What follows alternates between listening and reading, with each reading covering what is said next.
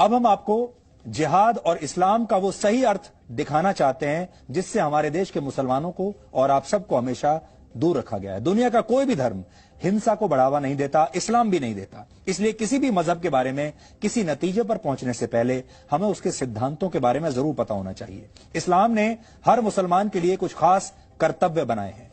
इन्हें इस्लाम के 5 स्तंभ कहते हैं। इस्लाम का पहला स्तंभ है शहादा, जिसका शाब्दिक अर्थ है घोषणा करना या गवाही देना। हर मुसलमान का कर्तव्य है कि वो इस बात की घोषणा करे कि अल्लाह के सिवा कोई और परमेश्वर नहीं है, यानी वो सिर्फ और सिर्फ अल्लाह में ही अपना भरोसा रखेगा।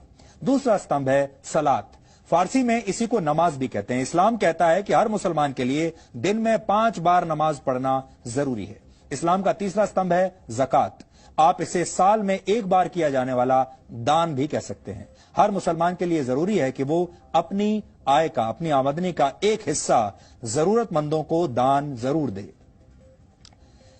चैरिटी करे, अंग्रेजी में अगर आप कहें तो। इस्लाम का चौथा स्तंभ है सौम, इसे रोजा रखना भी कहते हैं। इस्लाम में कहा गया है कि रमजान के महीने में हर मुसलमान के लिए रोजा यानी व्रत रखना जरूरी है। हिंदू उसे व्रत कहते हैं और इस्लाम में उसे रोजा कहा जाता है। और आप लोगों को पता भी होगा इस समय रमजान का ही पवित्र महीना चल रहा है। इसी तरह हज को इस्लाम का 5वां स्तंभ माना जाता है। हर मुसलमान का यह कर्तव्य है कि अगर वो मक्का जाने का खर्च उठा सकता है तो जीवन में कम से कम 1 बार उसे हज जरूर जाना चाहिए। यह तो ही इस्लाम के 5 स्तंभों की बात। जिहाद को इस्लाम का 6ठा स्तंभ माना जाता है।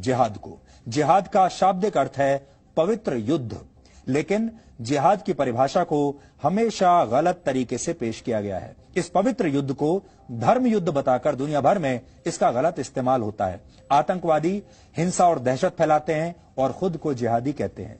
कट्टरता को जिहाद बताकर कट्टरपंथी अपने काम को सही ठहराते हैं। आज हम आपको यह बताने वाले हैं कि कौन से काम जिहाद की श्रेणी में नहीं आते। आप इन्हें नोट कर लीजिए ताकि जिहाद के मामलों में आपके तर्क मजबूत बन सके। अगर किसी के ऊपर इस्लाम कबूल करने के लिए जबरदस्ती की जाए तो इसे जिहाद नहीं कहा जा सकता। अगर किसी देश या क्षेत्र पर कब्जा जमाने के लिए उस पर हमला किया जाता है तो इसे भी जिहाद नहीं कहेंगे। इसी तरह अगर आर्थिक फायदे के लिए किसी इलाके पर हमला किया जाता है तो यह जिहाद नहीं है। सिर्फ अपनी ताकत का प्रदर्शन करने के नाम पर, लीडर की ताकत का प्रदर्शन करने के नाम पर हिंसा को जिहाद नहीं कहा जा सकता।